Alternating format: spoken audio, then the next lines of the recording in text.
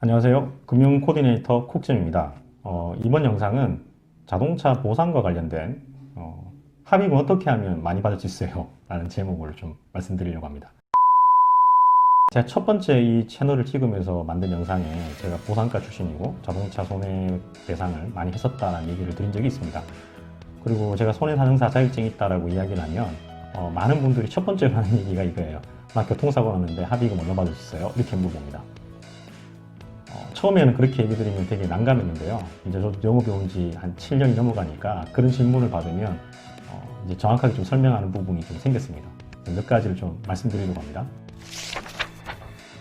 네, 여러분들께서 손해사정사나 보상가 지고는 그러면 어떻게 보험금을 산정할까를 좀 생각해 보실 필요가 있습니다. 그걸 알아야지 그 다음 단계에서 이야기가 가능합니다. 자동차 사고에서 보상금을 산정하는 방법은 크게 세 가지가 있습니다. 이 세 가지 요소를 알고 계시면 나머지 부분들은 좀 갖다 맞추기 하면 되는 겁니다. 첫 번째가 뭐냐면 사고의 내용, 즉 과실입니다.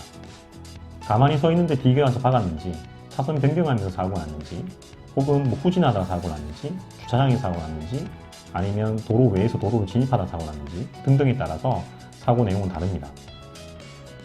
사고 내용을 보면 거기에 따라서 어떻게 과실을 적용하는지가 우리 손해보험협회에 들어가시면 실 비율 도표가 있습니다.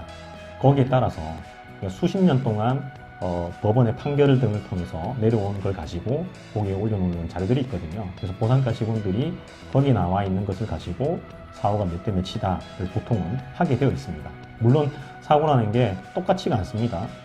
똑같은 사고는 거의 없죠. 다 다른 사고들이고요. 그렇기 때문에 세세한 내용 따라 좀 다를 수 있습니다만 첫 번째로 여러분들이 생각하셔야 될 게 사고의 내용, 즉 과실입니다. 두 번째는 피해 정도인데요. 보상가 직원들의 입장에서 본다면 피해 정도는 부상 정도라고 생각하시면 되겠습니다. 여러분이 단순하게 생각하시기에 후유장애가 있는 것과 없는 것, 누가 더 좋은 걸 많이 받을까요? 네, 당연히 있는 게 많이 받겠죠. 마찬가지입니다. 여러분께서 보셨을 때 누군가 아시는 분이 다치셨거나 내가 다치셨을 때 후유장애가 있을까 없을까를 한번 생각해 보시면 됩니다. 단순하게 한번 생각해 볼게요. 발가락이 골절됐어요. 단순하게. 후유장애가 있을까요? 네, 없겠죠. 근데 반면에 머리를 박았습니다. 머리에 골절이 있었어요. 출혈이 좀 있다고 가정해 볼게요. 그럼 뭐가 생각납니까? 이 장애가 나오죠. 네, 그러면 양자는 확실히 다른 거예요. 그죠? 네, 이런 부분 때문에 좀 차등이 있을 수 있다고 생각하시면 되고요. 그래서 교통사고가 나서 병원에 입원해 있다 그러면 대인 직원이 꼭 현장에 나가보죠. 그 병원에 나가는 이유가 뭐냐? 이 사람이 정말 얼마나 다쳤는지 확인하러 가는 겁니다. 일례로 제가 그런 경험도 있었는데요. 크게 다치지 않았대요. 타박상 입으셨대요. 그래서 가봤는데 저는 타박상이라고 해서 되게 기분 좋게 갔어요. 빨리 합의할 수 있으니까 갔는데 한 3년 후에 그분 합의하셨어요. 제가 떠나고 난 다음에 합의한 걸 알고 있었는데 왜 떠나고 난 다음에 합의가 됐느냐? 타박상은 맞아요. 근데 얼굴에 이만큼 뭐가 있어요?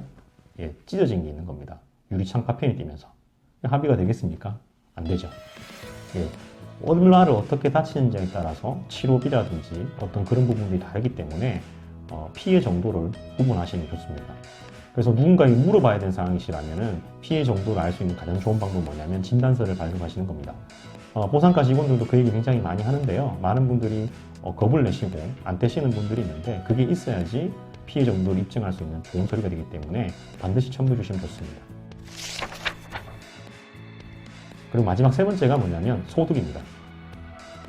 똑같은 사고가 났는데 어떤 사람은 월급이 500만 원이고 어떤 사람은 월급이 100만 원이면 똑같이 하루 입원하더라도 보상하는 금액이 차이가 나지 않겠습니까?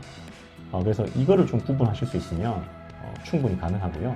그리고 보상가 직원들이 나와서 조사하고 확인하는 사항들은 말씀드렸던 세 가지가 답니다. 한번 정리해 볼까요? 첫 번째, 사고 내용. 그럼 우리는 뭐라 그래요? 과실. 두 번째 뭐예요? 피해 정도. 부상이죠. 그래서 앞에 나왔던 과실과 관련된 부분은 손해보험협회의 과실도표를 보면 되고요. 두 번째, 피해 정도는 치료하고 계시는 의사 선생님으로부터 진단서를 발급받으시면 됩니다. 마지막 세 번째, 소득입니다. 이 소득은 이제 어떤 걸 가지고 증빙하냐에 따라서 얘기가 좀 많이 달라지기 때문에 통상 보험회사에서는 도시이동근로임금을 계산을 많이 하려고 합니다. 세 가지를 통해서 보상가 직원들이 확인을 하고 손해사정을 거쳐서 돈이 지급되는 구조이거든요. 그래서 이 세 가지를 알고 계시면 저쪽에서 어떤 금액을 이야기할 것인지가 대충 감이 오실 수 있습니다. 그래서 그걸 알고 그 다음 단계에 다른 사항이 있는지 확인해서 접촉하시는 게 좋겠다라는 말씀을 드립니다. 반응이 좋으시다면 다음 영상에서는 실제로 어떻게 하면 좀 더 도움이 되는지 말씀드리고자 합니다. 이상 당신의 금융 코디네이터 콕식이었습니다. 감사합니다.